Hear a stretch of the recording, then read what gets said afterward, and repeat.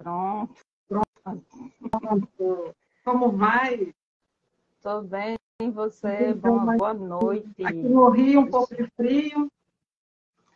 Aqui tá, assim, pra gente que é do Nordeste, tá tendo uma certa queda de temperatura. Mas para você estaria super fresco. Pra gente já tá um pouco friozinho, sabe? Já é um casaquinho pro trabalho, tem essas coisinhas. Prazer. E a gente está esperando também, que bom, prazer estar aqui. A gente já teve a oportunidade de conversar uma vez, não foi sobre paciente oncológico. Exato. E aí esse assunto é algo que, para mim, é super instigador, falou sobre envelhecimento.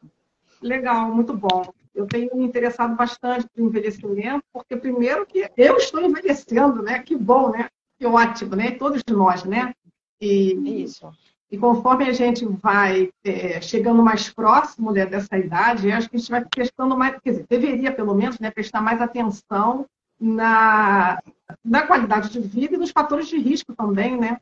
E a gente, enquanto nutricionista, não tem como a gente não pensar na questão nutricional, né? O quanto a alimentação, a nutrição impactam, né, nesse envelhecimento saudável, né, ativo. E é o que a gente quer para todo mundo, né? Isso, exatamente. Assim, na verdade, foi até curioso, porque eu comecei meu processo de interesse pelo envelhecimento a partir de experiências com paciente com câncer. Por quê? Porque eu fazia residência na época de cirurgia e o que me chamava a atenção é que a grande maioria dos idosos que chegavam para se internar para um processo cirúrgico tinham câncer. Uhum. E aquilo foi começando a me comover, porque assim, eu percebi a fragilidade do estado nutricional, que já vinham previamente, mas principalmente a fragilidade do ser humano como um todo. Sim. Então, muitas vezes, não era escutado, se passava as visitas médicas, ele não era ouvido, ele não era questionado. Eles, às vezes, saía do hospital meio que desorientado, no sentido de que ninguém contou para ele o que é que estava acontecendo. Porque a família recebia por ele toda a conduta. Lógico que tem casos e casos, né? Sim. E aí, essa coerência, mas aquilo me deixava com uma aflição imensa. E aí eu comecei a perceber a necessidade de olhar para esse grupo e perceber que, inclusive, a próprio sistema, e aí é uma crítica, eu não sei se é positiva ou negativa, mas pelo menos é o meu olhar, tá? Eu percebo que a gente não está sendo gerado para conseguir cobrir todas as fases da vida, principalmente para o processo de envelhecimento. A gente ainda está num sistema acadêmico muito mais voltado para a doença do que para a pessoa. Exato, infelizmente, né? Exatamente. E quando pensa na pessoa, o idoso, e aí é um olhar específico meu, porque eu sou apaixonada por aquele tema, eu vejo o idoso muito escanteado. Totalmente distanciado. E você sabe, Roberto, que essa live é a 7ª live que eu estou fazendo. Então, sim. Eu fiz 2 primeiras, eu fiz sozinhas, e eu tratei um pouco mais do que é o idoso, as diferenças, né? É um grupo muito grande, muito diverso também, né? Você tem idosos de diversas condições sociais, condições financeiras, grupos etários, né? Os idosos jovens, os idosos já medianos, os muito idosos. Então, é um grupo assim, muito diverso. E também tem aqueles idosos que são mais saudáveis, né? Que são ativos, independentes, né? Têm autonomia para tomar decisão e pode para onde quer. E tem aqueles bastante fragilizados. Mas você sabe que eu já conversei com 4 colegas de estados totalmente diferentes, né? Norte, Centro-Oeste, Sul e Sudeste. Você é do Nordeste agora. Esses 4 colegas, né, a Belém, Goiânia, Porto Alegre e Rio de Janeiro, traçaram um perfil de tamanha fragilidade, de solidão desses idosos. Eu até queria, né, começar nosso bate-papo, né, antes de mais nada, aqui fazendo agradecendo, a gente já começando, né? Agradecendo o que está entrando, muito obrigado você que está conosco. A gente está fazendo aqui mais uma live sobre a alimentação do idoso na perspectiva do Brasil. O meu interesse é conhecer um pouquinho a alimentação dos idosos de diversas cidades do Brasil. A gente hoje está falando com a Roberta Morgana, nutricionista de Recife. Então, hoje a gente vai falar um pouquinho, né, do pernambucano, né? E também esse Pernambuco está dentro, né, de uma região do Nordeste, a gente já falou das outras regiões, mas a gente vai ficar rodando aí, Roberta, e o que está na minha agenda né? Não é nem só trazer nutricionista, mas também outros profissionais para trazer uma outra abordagem, uma outra perspectiva, um outro olhar, né? Desse mesmo idoso que a gente está conversando. Então, eu agradeço demais a sua presença, o seu aceite aí no meu convite. É um prazer estar com você. E que bom que você também é apaixonada por esse tema, né? E retomando aquilo que você estava dizendo, né? De você ver esse distanciamento, né? Esses colegas também trouxeram essa queixa, né? De ver esse idoso isolado da família, esse idoso muito frágeis, né? Inclusive dentro dos sistemas de saúde, né? E a maior parte dos colegas falaram do sistema de saúde pública, né? Trazendo essa característica, né? De muita fragilidade, inclusive fragilidade emocional e social. Eu queria que você falasse um pouquinho da sua experiência, como é que você vê esse idoso e o que você tem para trazer para a gente aí do povo de Recife. Isso, veja. Eu vejo o idoso hoje com um perfil começando a fazer uma transição etária em termos de mudança de perfil desse idoso. Eu acho que hoje a gente tem um idoso, e aí eu discuto isso com outros colegas de outros estados. A gente ainda tem um bloco de idoso, que eu costumo dizer que é geracional, que foi aquela geração que não foi educada para ter saúde, nem para pensar em saúde. E eu diria que você, para quem atende em consultório clínico, é aquele idoso crônico, com adoecimentos, inclusive com invalidações da vida. Inclusive, chega ao nível de acamação. Então, por exemplo, eu atendo idoso, desde do idoso em consultório, às vezes eu vou para o domicílio, porque não tem condições de ir para o consultório, e eu pego pacientes em home care, inclusive pacientes terminais. Então, eu pego a cadeia de comportamento de idoso como um todo. Então, eu acho, na minha opinião, já tem um bloco de 70% a 75% desse idoso que geracionalmente não foi educado para ter saúde, e nem pensar em saúde, porque naquela época não existia esse conceito de bem-estar, né? De que o bem-estar de saúde não envolve só a questão da saúde física, mas envolve a questão emocional, a questão cognitiva, os relacionamentos, o controle de estresse. Então, foi aquele idoso que foi criado literalmente para crescer, às vezes trabalhando inicialmente na fase infantil. Então, por exemplo, eu conheço idosos que foi da área de agricultura. Então, começou a trabalhar aos 7 anos de idade, que naquela época não era trabalho infantil. Sim. Então, eles não entendem esses conceitos novos de política e advocacia, quando envolve uma criança ou um adolescente que trabalha cedo. E que, por conta disso, também não foi educado para se preocupar com saúde. Então, tipo assim, meu pai morreu aos 70 anos, está de boa. Só que hoje a gente está indo para uma geração que está passando dos 100 anos. Então, já tive paciente de 105 anos. Para você entender. Então, eu cheguei... E ao mesmo tempo a gente tem essa geração que está chegando preocupado com qualidade de vida, começando a despertar, que realmente preocupado na essência, mas começando a despertar por uma busca de qualidade de vida, por um envelhecimento melhor, sabe que perdeu tempo, diante do que vem buscando de informações, sabe que perdeu um certo tempo, que poderia ter começado inicialmente bem lá atrás, mas que antes tarde do que nunca. Então, acho que a gente está passando por um processo transicional de quem vai chegar no perfil de envelhecimento no consultório. E isso é o idoso que eu enxergo aqui. Aí vamos para um diferencial. Uma coisa é você morar numa capital nordestina e outra coisa é você morar no interior de alguns estados. Por quê? O Nordeste é uma região muito ensolarada. Então, para você entender o que vocês pegam de frio aí, a gente pega menos de 2 meses, que para você é fresco, para a gente é frio. Então, assim, a gente fica 10 meses do ano, o sol o tempo todo. Então, tem o comportamento de você morar na capital, de você ter praias de acesso, você ter hoje, inclusive, uma urbanização preocupada por espaços de atividade física, que está começando a despertar no idoso da capital esse envolvimento com exercício que antes não tinha. Que bom! Isso para mim é ótimo, porque por mim isso seria algo, inclusive, que deveria ser espalhado para o interior e para o Brasil inteiro. E eu vejo esse movimento vindo numa crescente muito boa. Isso eu sempre falo que alimentação e atividade física tem que andar de mãos dadas, entendeu? Não pode largar em nenhum momento, né? Porque uma coisa vai depender da outra, né? Exatamente. Hoje, para você ver, a gente tem uma ciclovia que funciona em feriados e finais de semana e você vê uma família inteira, inclusive os idosos, indo para a rua de bicicleta. muito legal isso. Eu fico muito feliz. Tem já idosos que estão... Hoje, por exemplo, já tem campeonatos de pessoas idosas aqui em Recife, de grupos realmente de competição, de basquete, de vôlei, de futebol de praia. Então, assim, a movimentação está bem grande.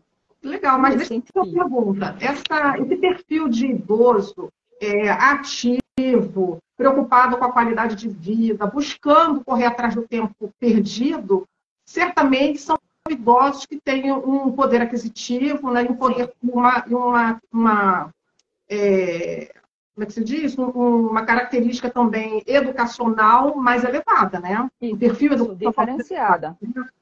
Porque até os acessos das informações com relação a essa longevidade, essa nova longevidade, vem a partir de profissionais diferenciados. Um médico, uma nutricionista diferenciada, já um perfil de psicólogo diferenciado. Então, já é um poder aquisitivo diferenciado, inclusive com acesso a suplementos diferenciados, para poder compensar algumas necessidades, sabe?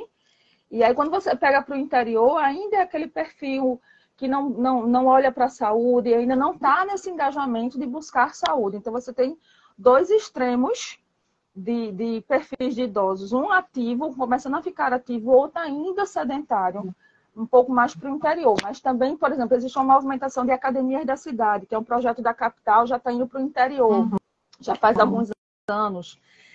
O aumento do número crescente de academias, o que para mim é muito feliz, mas ainda eu também acho que falta profissionais com esse olhar para esse grupo, sabe? Porque é diferenciado, você sabe disso. Tem que olhar o todo, né? O problema do idoso é que ele precisa ser olhado no todo. Aliás, eu acho que a gente fala o problema do idoso, o problema de todo paciente, né? Precisa ser olhado no todo, né? Mas idoso em especial, até mesmo porque tem uma história, uma carga genética, uma história, né, de muito tempo, a gente precisa resgatar muitas vezes essa história para poder conhecer um pouco mais hábitos de vida, hábitos alimentares, né?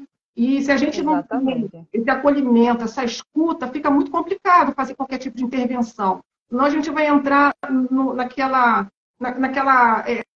naquele comportamento, né, de dietas proibitivas, né, restritivas, e não vai trazer benefício nenhum, porque isso afasta, inclusive, o idoso do convívio, né, do consultório do nutricionista, né, ou seja, do ambulatório, onde ele esteja. Mas me parece, Roberta, que nós, nutricionistas, ainda estamos assim, muito voltadas, né, para as prescrições dietéticas, né, pensando sempre naquilo que é saudável, sem considerar o hábito da pessoa, a história de vida da pessoa. Né? Eu acho que isso é um erro nosso, né? Como é que você vê isso? Eu acho que a gente tem alguns fatores aí nesse meio. Eu acho que a gente ainda não tem, o que eu costumo dizer, não tem uma escuta ativa, eficiente e acolhedora. Eu acho que ainda precisa trabalhar essa parte de humanização dentro do contexto acadêmico como um todo, mas tem movimento já mudando esse comportamento. E aí estou falando do profissional. E aí é o que eu vejo como carência profissional mesmo, profissionalmente falando, até porque eu dou aula sobre o assunto. E eu vejo que realmente as pessoas não sabem lidar com a temática. Quando eu parto para casa, o contexto do idoso, eu vejo duas observações. Tem esse peso geracional, cuja alimentação é puramente afetiva, e que você tem que conhecer o histórico de vida do idoso para entender quais são os apegos emocionais alimentares que ele tem, que ele não vai abrir mão, mas que você pode negociar. Frequência, quantidade, forma de preparo. Quando eu vou para outra ponta do triângulo, eu tenho duas pessoas de destaque. Ou é o cuidador, ou é a família, membros da família, que acham dois caminhos. Ou que o idoso não tem mais apetite, e aí qualquer coisa que dê está valendo, ou que acha que ele tem que ter os mesmos hábitos alimentares de quando ele tinha 20 anos. Ou então, a alimentação moderna, né, que a gente chama de saudável, né, que tem que mudar todo o hábito dele, né? Pois é. Então, assim, querem fazer uma mudança drástica e não perguntam, olha, o que de fato ele quer. E aí tem essas interferências que a gente tem que ter muito jogo de cintura, porque são, às vezes, conceituações equivocadas do que é saudável. Então, acho que, por exemplo, uma comida industrializada e acreditar naquela rotulagem, né, na venda associada ao apelo de marketing envolvido aquele alimento, é mais saudável que o alimento caseiro. Né? E que tudo tem que ser suplementado. Também um outro conceito equivocado sobre o uso da suplementação. Ao contrário, hoje a gente está tentando inserir essa suplementação mais leve possível, porque, na verdade, ele é um complemento daquilo que a gente não consegue dar como um todo. Aquela conceituação errada de que, por exemplo, aqueles idosos, principalmente os homens, que consumiam 500 gramas, 600 gramas, e que hoje se contenta com 350, 400, acha que está em sofrimento, que está com inapetência, que tem que forçar a aumentar a ingesta, porque ele era acostumado com isso, né? Ou então, assim, vai por outro contrário. Não, ele nunca consumiu, por que vai consumir agora? Só que, às vezes, é um paciente, por exemplo, que nunca teve disponibilidade na época, até por uma custo, hoje ele tem acesso, ou nunca foi incentivado a consumir. Então, só porque agora está um pouco mais velho, você não pode. Não é proibitivo que você faça o que a gente chama de educação nutricional. A educação você aprende em qualquer idade. Exato. Né? Então, são essas questões que a gente que trabalha com envelhecimento tem que entender, tem que conseguir mapear. Então, por exemplo, uma anamnese para um consultório que demoraria 1 hora para uma pessoa mais jovem, no consultório eu faço em 1h30. Em domiciliar eu pulo para 2 horas. Porque você, quando eu vejo, conhecer o que está dentro dos armários, isso, né? Exatamente. Tem que ir na cozinha, quem que compra, quem que faz, quem faz a lista de compra, baseado em quê. Para conversar. É assim, aí quando você vê, tá, a esposa do paciente ou o marido, tá uma filha, tá 2 filhos ou 3 filhos, tá a cuidadora, tá empregada, ou seja, tá 5 ou 6 pessoas ao redor do idoso. E às vezes eu tenho, inclusive, de pedir um tempinho para conversar sozinho com ele, se ele tiver condições de fala. Porque senão ele não é escutado, porque todo mundo atropela o coitado. Atropela o coitado, né? E ainda vai achar que você, enquanto profissional, tem que fazer o que eles querem, mudando totalmente a alimentação do idoso, sem respeitar a individualidade deles, né? Aquilo que ele entende, né, que é bom para ele. Isso. Mas deixa eu te fazer E o mais Eu li recentemente, na verdade foi essa semana, né, até fazendo um post, né, que eu coloquei na segunda-feira, que existe uma quantidade boa de idosos desnutridos, saiu até numa matéria na revista, num jornal local, né? E esses idosos que você está falando são os idosos certamente do seu atendimento, né, ali do seu trabalho. Você tem conhecimento de causa, assim, da quantidade de idosos, de morador de rua? Porque na semana passada a gente falou do Rio de Janeiro e também saiu uma matéria falando de tem um monte de morador de rua, né, já nessa faixa etária entre 60 e 69 anos, uma quantidade boa de idosos, né, sendo morador de rua. E eles têm um acesso à saúde muito precário, com certeza, né, e alimentar, nem se fala, né, a alimentação fica assim, a Deus dará. E como é que é o perfil do idoso aí? Esse perfil assim mais uma população de plano não é de plano de saúde, de serviço público de saúde, né? Aqueles que estão frequentando as UBS, as unidades básicas de saúde, que dependem da saúde da família. Você tem um conhecimento de como funciona isso aí? E poderia falar um pouquinho para a gente? O que a gente sabe hoje é que, infelizmente, esse índice, apesar que cada estado tem um seu, mas, infelizmente, a gente tem percebido que os últimos dados de acompanhamento sobre o envelhecimento do sistema de saúde não tem modificado ao longo dos anos, não.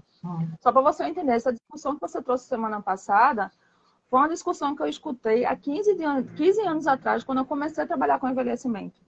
Então, veja, os índices não houve melhora em termos de envelhecimento e desnutrição. Tanto é que ainda hoje permanece dados de 60% a 70% de pacientes internados em UPAs com algum grau de desnutrição. Então, é um dado alarmante e que 15 anos se passou e não houve modificação.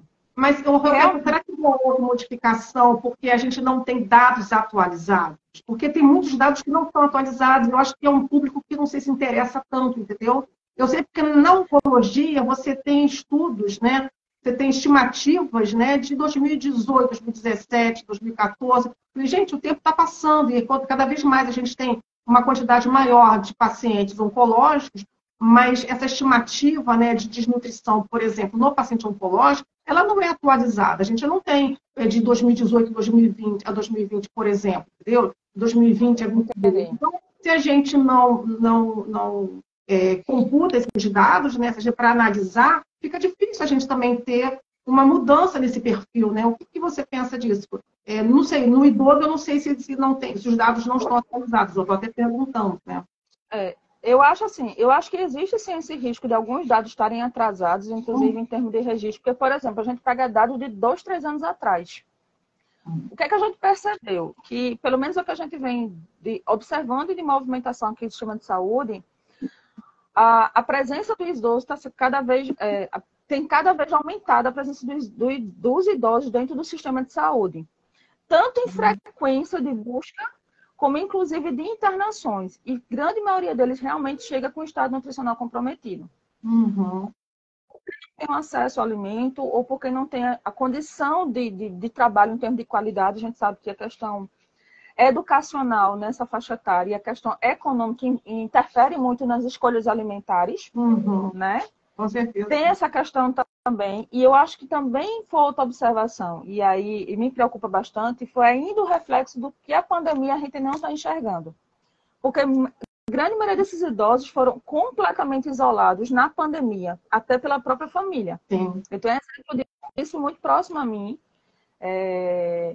da pessoa ter sido completamente isolada, e muitos desses idosos entraram num grau de depressão, e a gente sabe que a relação cognitiva e emocional ligada à alimentação está direto ligada. Exatamente. Eu queria até que você... Tem gente que está conosco aqui, eu quero até agradecer o pessoal que está entrando. Muito obrigada a você que está entrando. Não dá para ver o nome de todo mundo. Eu estou aqui com a Roberta Morgana, nutricionista de Recife, trazendo um pouquinho da sua experiência com os pacientes idosos, lá na terrinha de Recife, que eu adorei conhecer Recife. Vem embora. Muito bom. E ela está aqui trazendo, né, para a gente, né, primeiro uma angústia também que ela tem, né, e um amor pela temática, né, e uma angústia de ver tanta coisa que precisa ser melhorada, né, como Roberta. Isso. Então, muito obrigada. Exatamente. E desculpa ter te interrompido, só para poder aqui te apresentar ao pessoal que está entrando e dar continuidade ao nosso assunto.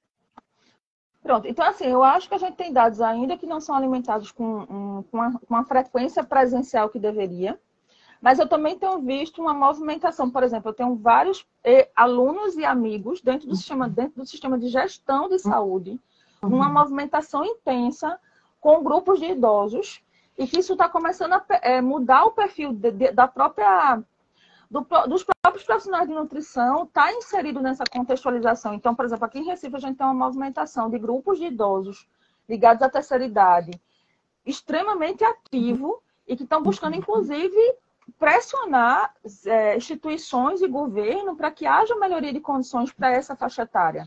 A gente tem hoje é um movimento do próprio idoso, né? Ou seja, desse própria categoria, né? Muito legal. Exatamente.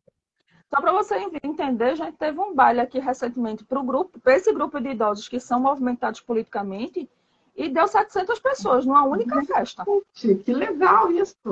Então, assim, eles hoje estão cada vez mais ativos buscando seus direitos, mas infelizmente a gente ainda falta comunicação, e eu acho que informação para que essas pessoas entendam os direitos delas. Isso é verdade. E aí eu digo a você que o isolamento não é legal, porque muitas vezes eles são isolados pela própria família, ou ficam em isolamento por medo do que acontece em termos de violência, né, de outras questões. Então acabam não entendendo que eles têm direito. E isso me angustia muito, porque muitas vezes, por exemplo, no Sistema Único de Saúde, para algumas situações que eu vi e vivi, se você não tem um parente ou um acompanhante ativo que brigue por você, você corre o risco de morrer sem assistência. Mas isso acontece também aqui.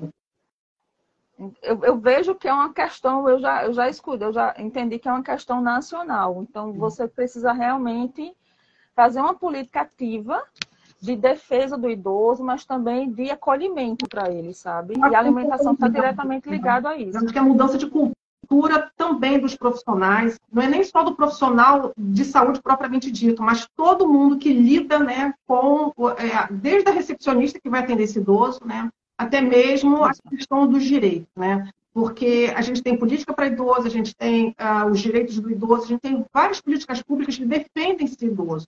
Inclusive, a própria Constituição Federal já está defendendo o idoso. mas ele não Isso. sabe disso, ele não sabe dos seus direitos, ele não sabe nem aonde buscar esses direitos, e nem na verdade, a própria família, né, também não sabe desses direitos e nem quer que esse idoso saiba, né, que às vezes a própria família é quem fica parasitando esse próprio idoso, né? Tem isso também, né? Acontece. Então, Isso. infelizmente, Muitas vezes, quando você vai ver estudos com relação ao perfil de idoso, a grande maioria deles são responsáveis pelo próprio sustento da casa. sim. E é o que consome em termos de autocuidado. Então, todo o salário dele é usado para sustentar os demais membros, mas a necessidade dele não é provida dentro dessa necessidade. E aí é onde eu acho que a gente que está diretamente ligado com esse grupo, mesmo que não seja o grupo que eu atenda especificamente, porque aí tem várias qualificações de envelhecimento em termos de até patologias, né? De repente é um paciente renal, mas não custa eu, que trabalho com envelhecimento, alertar para aquelas pessoas que estão perto. O que é que estou vendo, o que é que está acontecendo, que de repente eles podem buscar de ajuda. Eu acho que também a gente tem uma fonte de orientação. A gente não pode fechar os olhos só para profissionais de saúde para isso, né? Com certeza, com certeza. É um assunto que você pode, assim, se a gente entrar na área do direito, né, até mesmo dos direitos humanos, né, parece que estão querendo fazer uma lei agora para que os direitos humanos possam, né, para que o idoso seja contemplado nos direitos humanos de uma forma assim mais visível. Porque como assim, gente? Direitos humanos, entendeu? É humano, acabou, né? Para você ver, a pessoa está tão invisibilizada dentro de um sistema, embora já existem políticas públicas, que você precisa ficar criando, né, artifícios para poder dar luz a esse problema. Ou seja, fazer com que a coisa aconteça quando você já tem uma lei embasada para isso, é só fazer a execução dela. Exatamente, E falando de Né? lei, quer dizer, saindo um pouco dessa questão da lei, né, você falou em lei, eu pensei em outra coisa, né? Eu pensei foi eu estava lendo que o Recife, né, é uma das capitais que mais produz frutas, né? Assim, são os grandes produtores de frutas, né? Aí eu fiquei pensando, será que o idoso lá de Recife, né, os pernambucanos, eles gostam de comer frutas, né? Eu também estava lendo que a alimentação de vocês aí de Pernambuco é super influenciada pela cultura indígena, africana, europeia. E eu fiquei pensando em um monte de coisas assim que se come nessas culturas, né? Eu queria saber como que isso, né, ela vai impactar na alimentação desse idoso, ou se isso é apenas tradição para ficar em cardápios exóticos, né, para o turista ver, ou se faz parte realmente do hábito alimentar do idoso pernambucano.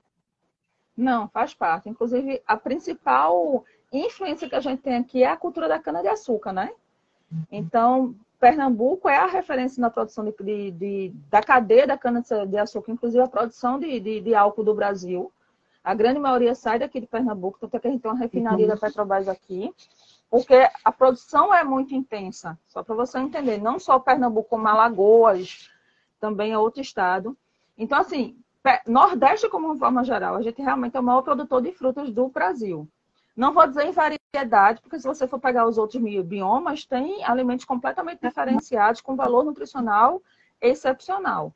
Mas em termos de quantidade, em termos de produção, o Nordeste é muito farto. Tanto é que Pernambuco é um dos principais, se não for o principal, exportador de fruta para a Europa. Sim. Não só para a Europa, mas China e Japão também. Várias frutas que tem lá são a partir da produção aqui do sertão. Veja, na região do sertão você tem uma cadeia imensa de produção de frutas e vegetais, e inclusive com modificação, com alterações já genéticas para aguentar o transporte. Uhum. Eu diria a você que, se comparado com outras regiões que eu já viajei, no Nordeste, ele realmente tem um consumo diferenciado de frutas e vegetais, mas ainda não chega na recomendação que a gente tem, por exemplo, para alimentação saudável, que preconiza o nosso planejamento dietético de recomendação da OMS, e nem, inclusive, de alguns da dieta plant-based, nem a dieta mediterrânea, que seriam 5 a 6 porções de vegetais e frutas e vegetais por dia. A gente ainda não chegou nesse patamar. Uhum. Aí, quando a gente pega também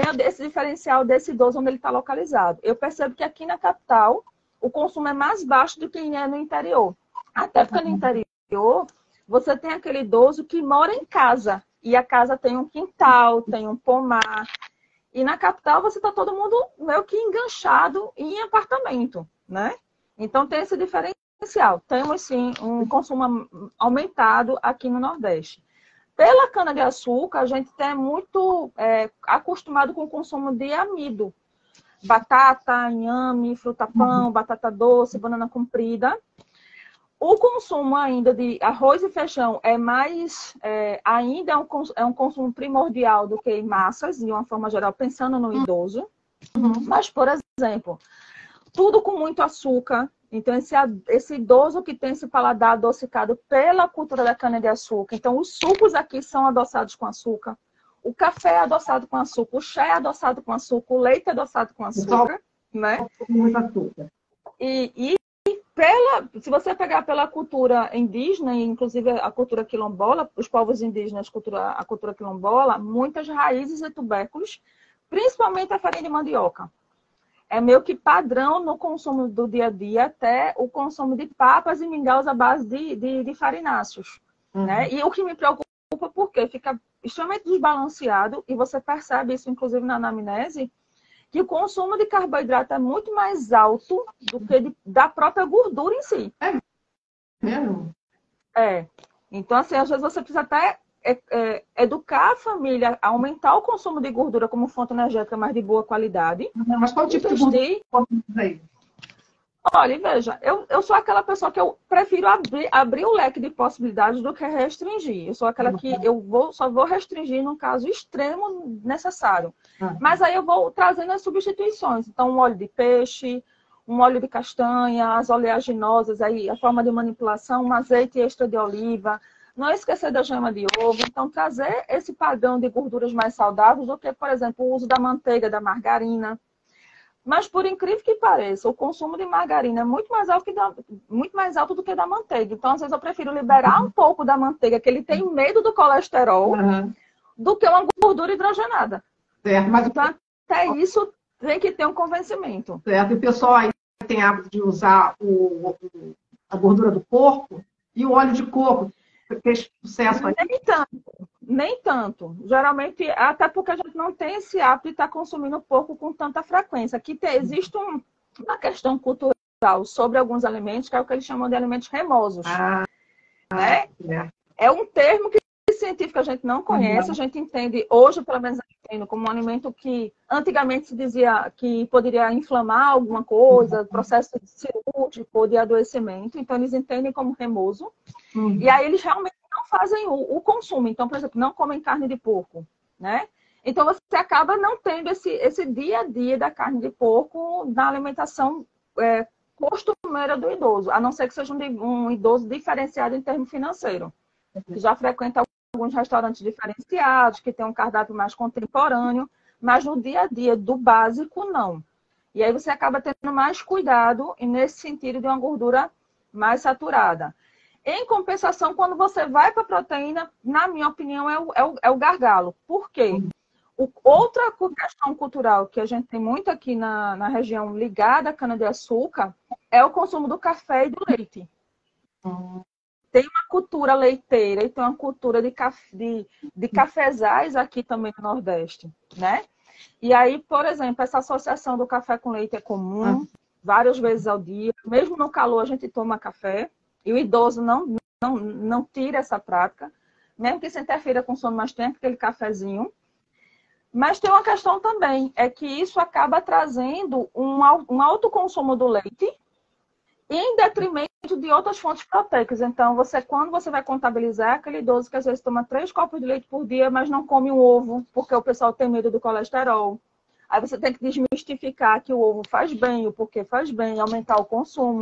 Quando você vê, ele come menos de 100 gramas de proteína, quando ele deveria estar consumindo pelo menos 100 gramas. Aí você tem que também trazer essa contextualização da importância do consumo do peixe, da carne, do frango, com que frequência a forma de preparo. Então, basicamente, é uma consumação em cima de farináceos, raízes, de massa, de uma forma geral, muito mais consumo de carboidrato. E a proteína, geralmente, é o leite. Então, tem essa associação de que o idoso gosta de leite, não é bem por aí. Às vezes é uma imposição que vai se colocando, porque é até mais fácil de preparar uma papa, de preparar uma vitamina, né? Mas tem vários idosos que não consomem leite. Pelo menos aqui no Rio de Janeiro, muitos não consomem leite, talvez por essa cultura, né? Que aqui no Rio se fala muito que o leite faz mal, que leite é para bezerro, enfim. Muitos idosos que eu conheço, assim, de várias classes sociais, quase não consomem leite.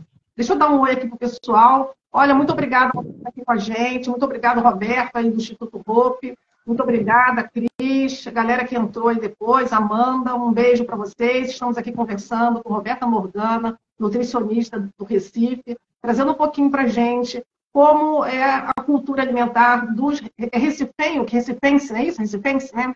Recifenses pernambucanos. Pernambucanos, né?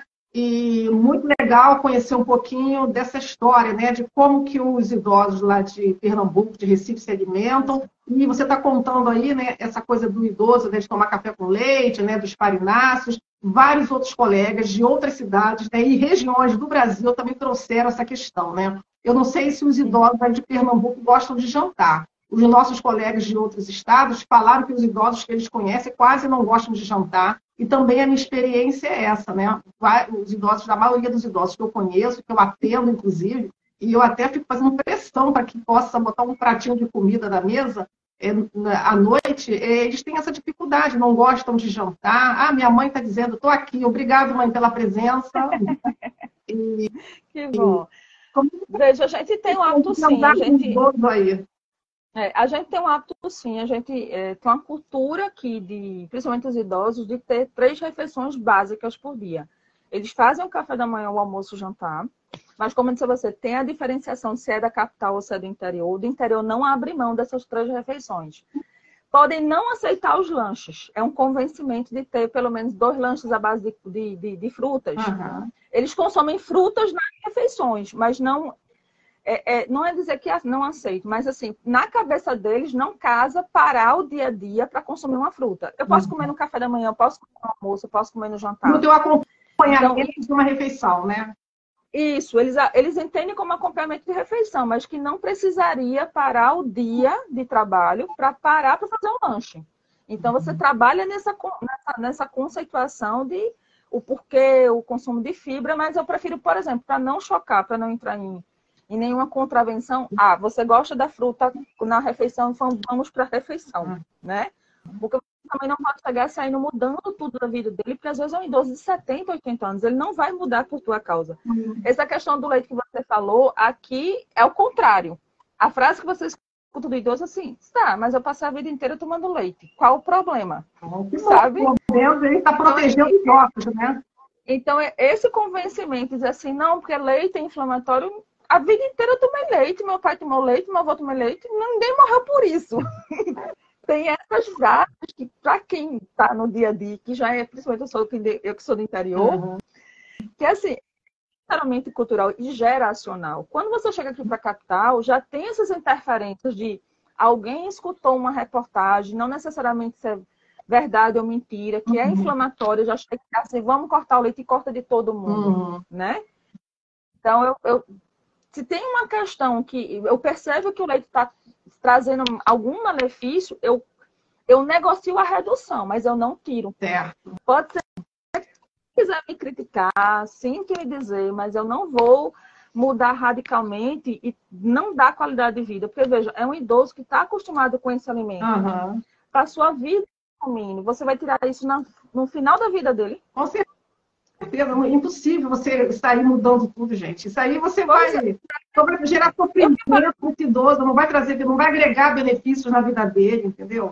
Eu posso preparar ele para a próxima encarnação, fazer essa história, né? De trazer educação. Então, por exemplo, eu tenho intolerância à lactose e eu não consumo leite. Então, lá na frente você me convencer, beleza, porque já não é do meu hábito. Mas se é do meu hábito e eu vou precisar tirar radicalmente, porque se eu posso compensar questões inflamatórias, outros alimentos antioxidantes e anti-inflamatórios. Por que esse peso da balança é tão para cima e para baixo? Se a gente pode fazer um meio termo, até porque, veja, eu sou acostumada com esse idoso que é doente crônico, que ele não, por questões até de depressão, de isolamento, ele não acha que ele vai sobreviver muito tempo. A comida é um grande prazer, né? Exatamente. Veja, ele já perdeu muitos amigos, ele às vezes não tem mais família em termos de irmãos, já é um casamento que tem dificuldade, já tem uma relação sofrida com os filhos. É aquele idoso que está isolado, que não come com ninguém, às vezes é um viúvo, é uma viúva. Então, assim, o que ele quer é aquele cantinho dele que ele se sente seguro. E a alimentação está ligada a isso. Agora você vai trabalhar. O que é que está faltando? Vamos trabalhar com os temperos, as ervas, os fitoquímicos. Vamos associar um chá, né? Isso é que vai lhe fazer bem. Ah, não pode consumir chá. Vamos, se for o caso, vai para uma cápsula, vai para um xarope. Então, por exemplo, aqui você consegue convencer o idoso a consumir fitoterápicos através de um chá, porque ele vai entender como medicamento, mesmo que não seja. Então, você tem como fazer algumas compensações para tratar a resistência insulínica, para tratar processo inflamatório, tratar questões antioxidantes, que você pode trazer qualidade sem ter que chocar tanto ele no final da vida, sabe? E isso me preocupa muito, porque eu já vi idosos entrar em depressão, porque a família foi tirando. Tira açúcar, não é diabético. Tira o sal, não é... Tira a carne vermelha, tira o pão. Tira isso. Tira o pão. Só pode tomar banho de água quente, porque água fria pode dar pneumonia. O cara não tem nenhum resfriado há mais de 10 anos, mas vai dar logo uma pneumonia. Esse idoso, ele deprimiu de um jeito que foi socorrido em estado terminal. Perdendo toda a sua autonomia, né? A sua capacidade de escolha, de deliberação. É uma coisa assim que a gente tem que prestar bastante atenção nessas coisas, né, Roberta? E daqui a pouco uma pessoa está tornando esse idoso, né, uma marionete, né? Uma marionete, né? Da casa, da família, né? Só come o que a gente acha que tem que comer, só faz o que a gente acha que tem que fazer, né? Agora, também tem uma outra questão, Roberta. Como é que esse negócio do idoso, entendeu? Achar que tem que fazer do jeito dele e não querer aceitar que ninguém se intrometa, não se meta na minha vida. Como é que é isso, Roberta? Pronto, da mesma forma que tem essa fala, diz assim, mas eu vou morrer amanhã porque eu vou mudar agora.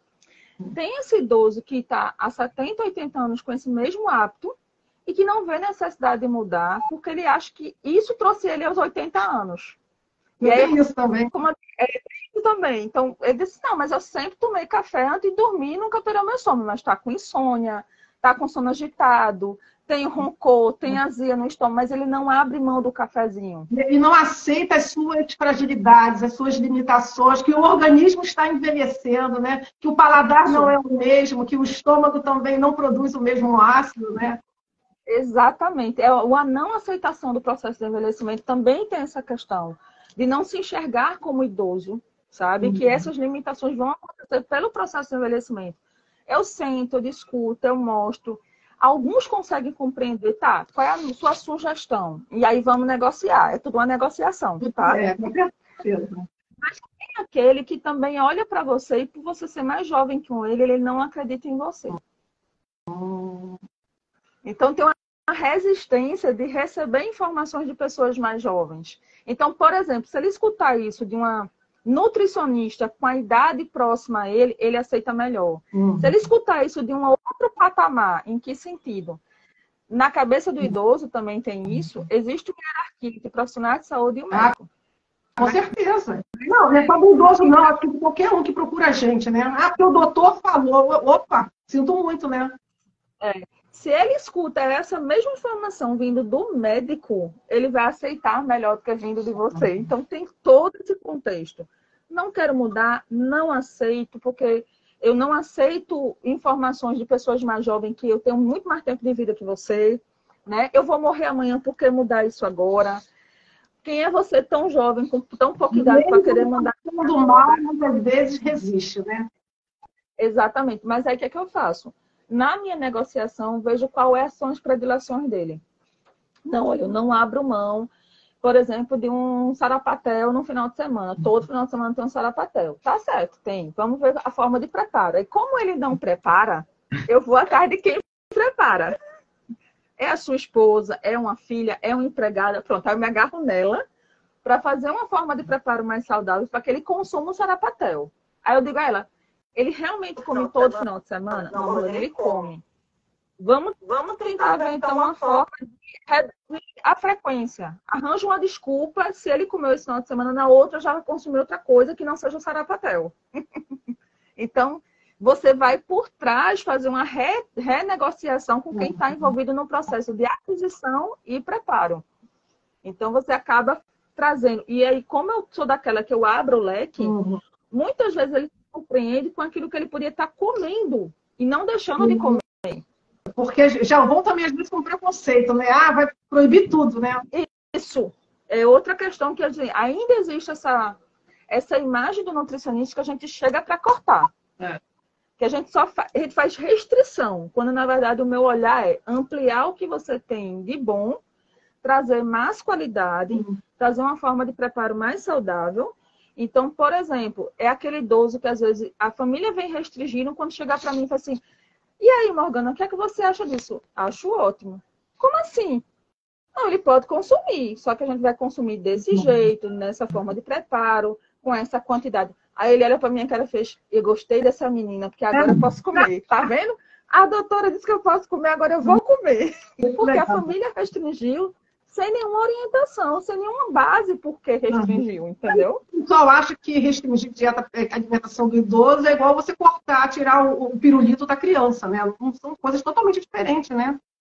Muito, né? Então, assim, tem Adorei tudo isso. E eu também estou assim, muito satisfeita, né, de você trazer aí essa sua experiência, né?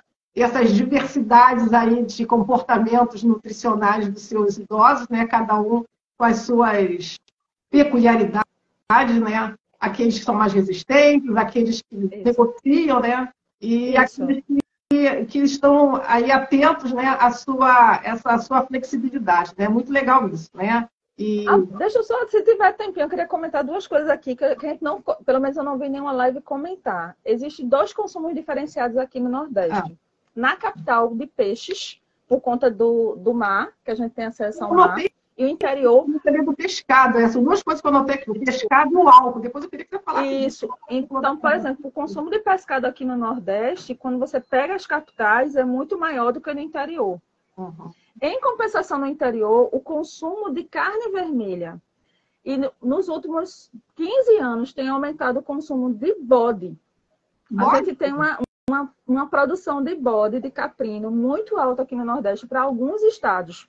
Pernambuco e Paraíba são os maiores produtores de caprinos da região do Nordeste, inclusive com exportação.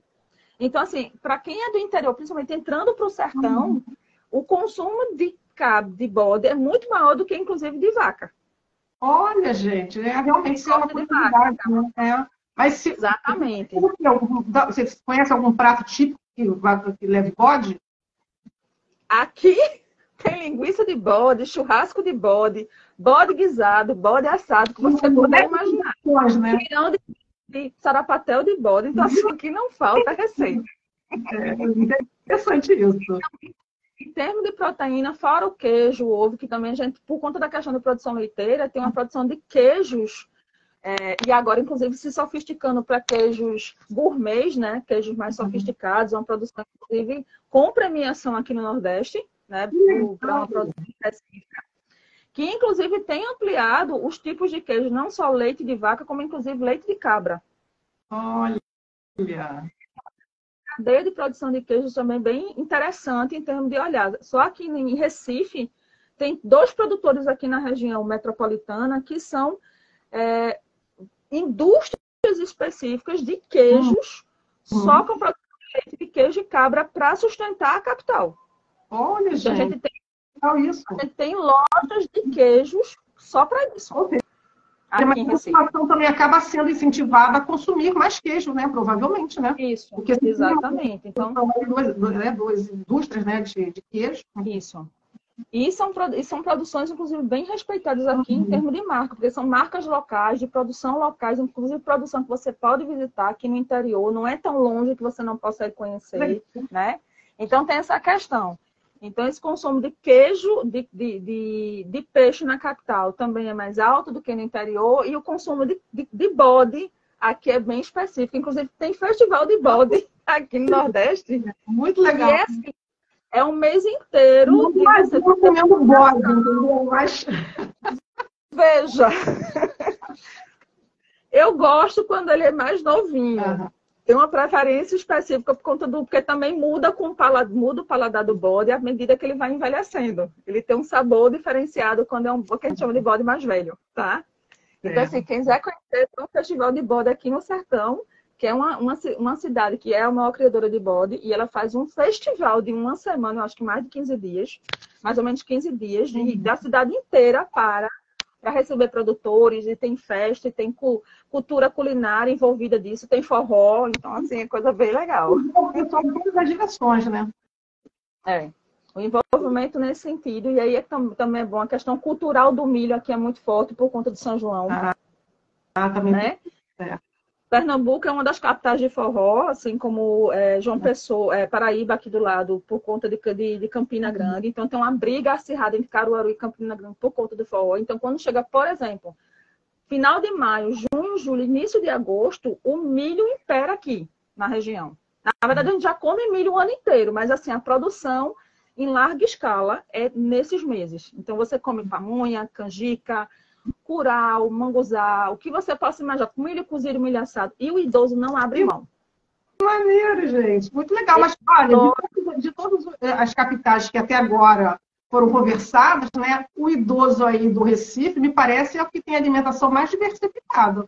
Pelo que você está falando. Estou assim, encantada, né? Embora a gente saiba que o pessoal, né, mais pobrezinho está passando ali por sérias necessidades, né? Mas, de modo geral, a população tem uma alimentação bastante diversificada, né? Só para você entender, só de feijões, que é uma coisa que a gente não fala muito, né? Mas o grupo de leguminosas aqui do Nordeste, aqui de Pernambuco, vou falar do Nordeste de uma forma geral, a gente tem 11 tipos de feijões. Da fava, feijão branco, feijão verde, feijão macaçá, feijão mulatinho. Isso dá uma live. 11 tipos de feijão no Recife e a culinária. Feijão vermelho, já contei 9. Falta a minha lista. Fora o grão de bico, a lentilha, a ervilha, então a explosão é grande. Ou seja, né, dá para você ter até uma alimentação vegetariana, né, com bastante leguminosas. Rica em proteína. Inclusive, é muito legal. A alimentação vegetariana. Já tem nutricionistas especializadas, é uma área de meu interesse. Na verdade, eu tenho interesse em trabalhar com plant-based. E se você pegar o plant-based, ele vem de uma linha que ele dá uma puxada pelo veganismo. Mas como eu trabalho com um grupo de idosos, feijão preto, tá bom, gente? Não vamos esquecer. E aí, como eu trabalho com um grupo de idosos, eu trabalho com todos os grupos alimentares. Eu não tiro nada. Até o próprio açúcar em si, eu negocio a frequência e o tipo de açúcar que ele vai consumir. Para não fazer uma mudança tão radical. Olha só, o nosso papo aqui rendeu a beça. Já são 7:09. Eu queria que você falasse aí 2 minutinhos, né, sobre a cachaça. Se vocês são grandes produtores de cana-de-açúcar, como é que é o consumo de cachaça aí para o idoso? E porque a gente sabe que o alcoolismo no idoso é um tipo de problema que tem assim, uma prevalência grande, né? Isso, eu já percebi que, na verdade, é uma rota de fuga dele para o quadro de isolamento social e emocional. Então, existe essa associação do idoso que tem um alcoolismo por questões sociais, de isolamento e depressão. Isso me preocupa também, porque também é um idoso que, por ter já algumas fragilidades, você tem uma desnutrição associada ao consumo de álcool. Se eu disser a você que a cachaça também é uma cultura da cana-de-açúcar, então a gente é um dos maiores produtores acho que é o segundo maior produtor, porque a primeira eu acho que é Minas Gerais, porque é muito mais forte lá a produção de cachaça, né? Aqui existe assim, uma cultura, inclusive uma cultura de produção de cachaça diferenciada também para exportação, inclusive com produções hoje de alambiques artesanais, até mesmo aqui na capital. Existe, junto com a cervejaria que chegou de São Paulo, chegou também a cachaçaria. Essas cachaçarias hoje estão muito mais num padrão diferenciado para classe média alta, tá?